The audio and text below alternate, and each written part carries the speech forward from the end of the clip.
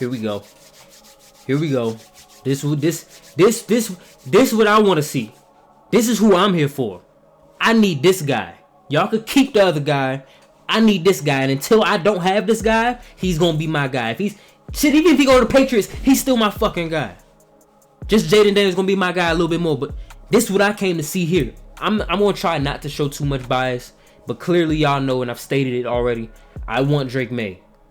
We finna look at Drake Maye. It's gonna be a lot of the same.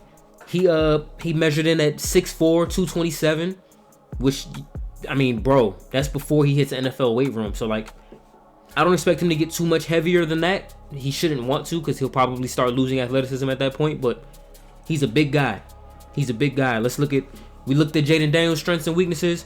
Let's look at what Drake Maye has to offer on a goddamn field. Some of his strengths, he has a very effortless, I won't say release, but he could flick his damn wrist and that ball going 60, 70 yards. That's number one. That's what jumps out at you. His arm strength, his arm talent. He can make any throw on the field. He attacks all parts of the field, the middle, okay, the hashes, the deep ball.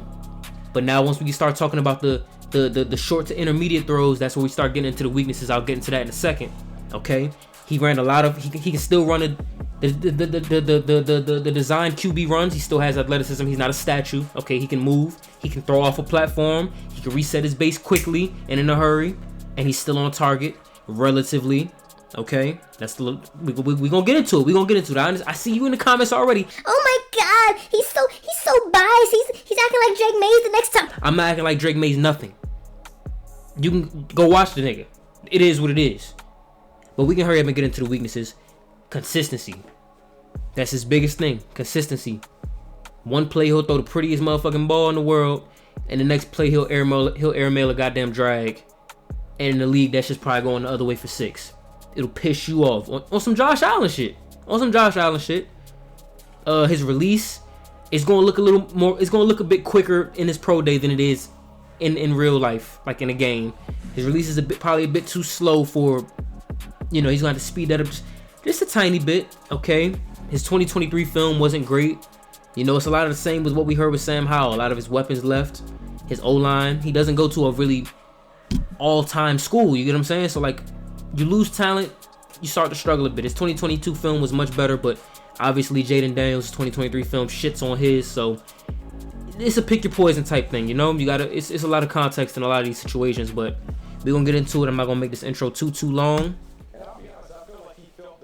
Oh. Having to live up to the expectations that kind of preceded his arrival into that final season. Maybe he wanted to be QB1, maybe he heard all the noise about Caleb Williams, and he felt like he had to do too much because he didn't play at the same level. That's it. The talent is still there. You see the talent shows up on tape. It's just a matter of being able to understand why there was a fall off, and as a team willing to bypass that to look at the traits that he brings to the table.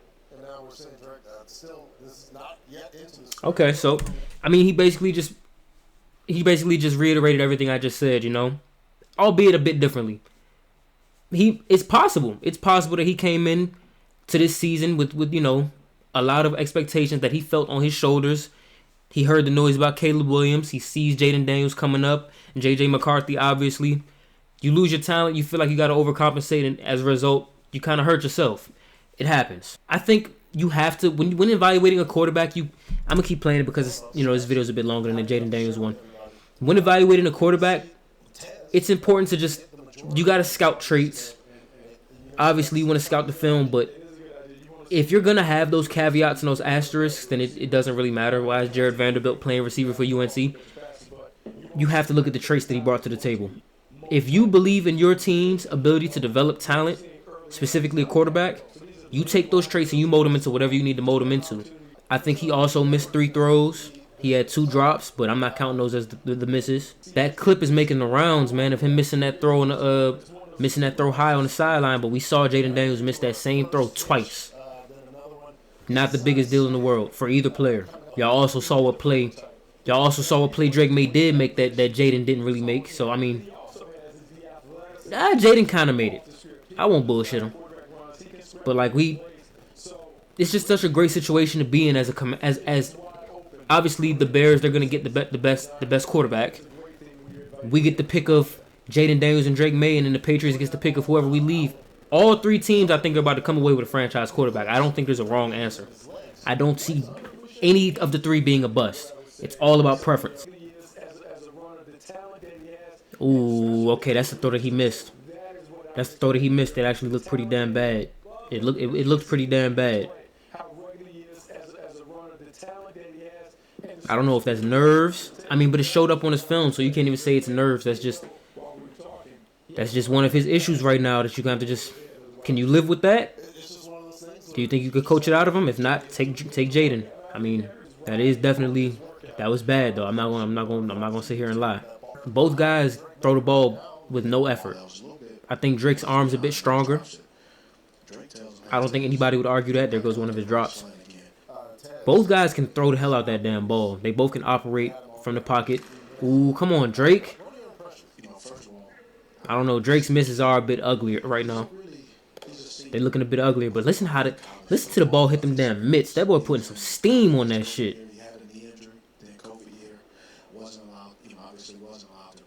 Man, stop fucking Steve. Stop whispering in my damn ear.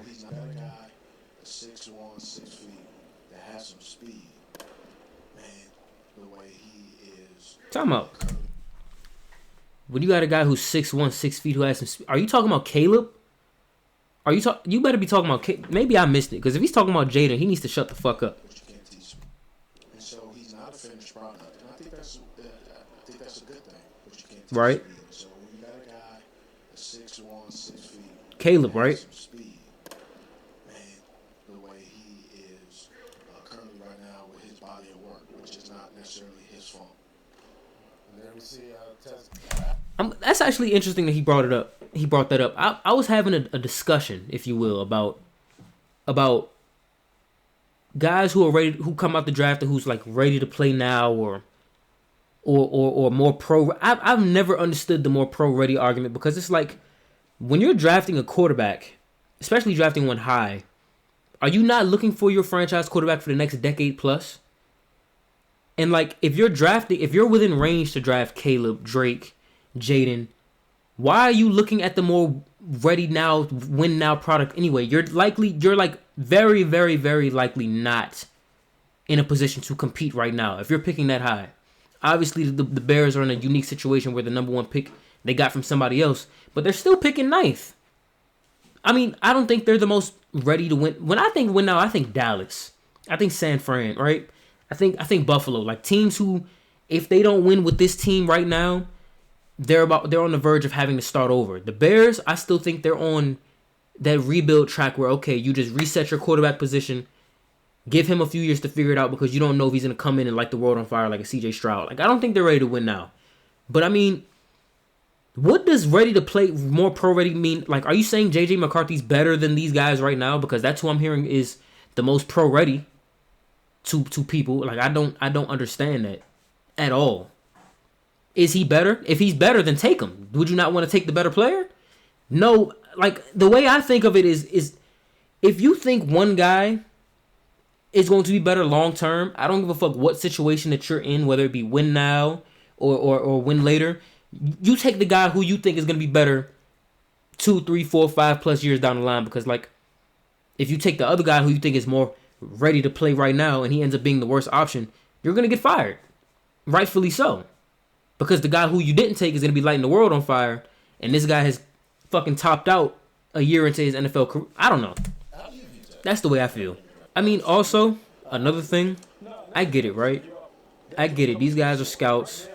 They get paid to do this. Oh my God, Drake. Okay, that's awful. That miss was awful. That miss was fucking terrible. I'm out here defending the shit out you, and you doing shit like that. Don't do that again. That better have been your last one. But what was I saying? This selected 11th overall. Whatever. This goes for every quarterback. Like, I get it. Scouts, they get paid to do this shit. They probably know what they're looking at much more than you or I ever hope to know. But these guys are wrong, and they're wrong often. Like, they're wrong a lot. So, like, all I'm hearing is not a finished product, needs time to develop. Isn't the most ready to contribute right now, but it's like he's fresh out of college. We've been spoiled by CJ Stroud. Patrick Mahomes, even though he sat a year, he came in and started like lighting the league on fire the minute he stepped on the field. When I seen him throw that ball, Joe Burrow, you know, all these guys who come in the league and just like immediately click. That's not common. It's not common. And the guys who don't come in the league and immediately click, we don't give them time to figure it out. Imagine if we didn't get Josh Allen time, Trevor Lawrence.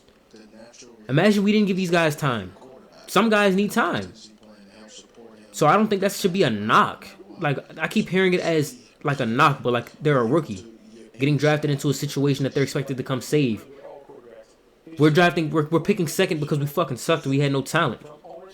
So like, if Sam Howell couldn't come in and light the world on fire and he sat a year, we're expecting Drake to do the same. Like, it'd be nice. We'd expecting Jaden to come and do the same. It'd be nice. But if they don't, it's not the end of the fucking world. In fact, that's the more likely outcome. That's a throw. That's a throw. Yeah.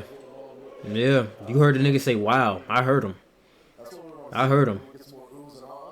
Yeah, he's getting a lot of... Oh, my Lord, have mercy. Are you fucking kidding me?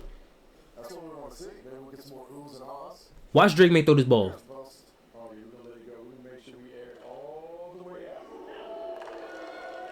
Hey, I heard Steve Smith say you can't teach speed, and that's true. You can't teach that either. You either got it or you fucking don't. Flip your hips, let it rip. That's ridiculous.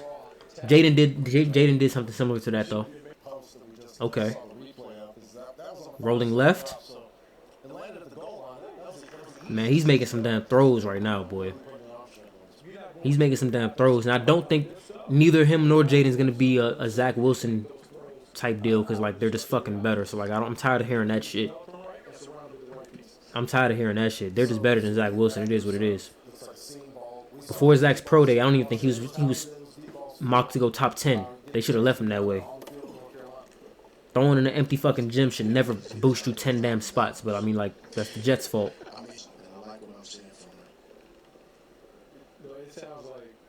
Boy, he's letting that shit go. He's letting that go. I wish these pro days. Oh, there it is.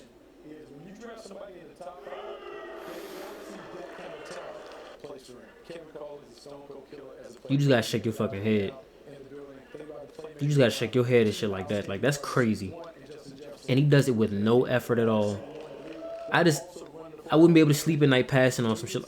Oh my God. Like, I wish I didn't have to pick between Jaden and Drake. Why can't I just have them both? Because they're both tough as shit. They're both tough as shit. But if I had to pick, I'm picking the sturdier, you know, stronger arm guy. Maybe if Drake May was a statue in the pocket, I'd lean the other way and I'd say you need some mobility in this league. But like, I don't need blazing speed. I know Jaden's faster, but like Drake can move. That's all I need. Just be able to move. Look at Jalen Hurts. Just be able to move. Drake might have some more wheels than Jalen, actually. And I did see that high throw over there. I mean, we got short receivers, so that ain't really gonna work. Please don't do that in Washington, bitch.